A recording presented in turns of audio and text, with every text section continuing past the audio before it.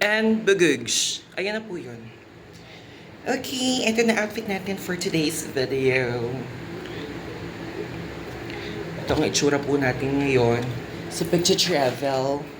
At syempre yung bag ko punti ko 45 pesos lang sa Shopee dahil nakita ko lang nag-live sila. Diba? Ayan. Laban na to. Ano oras na? It's 7:14. So, mas maaga pa dun sa target ko na oras.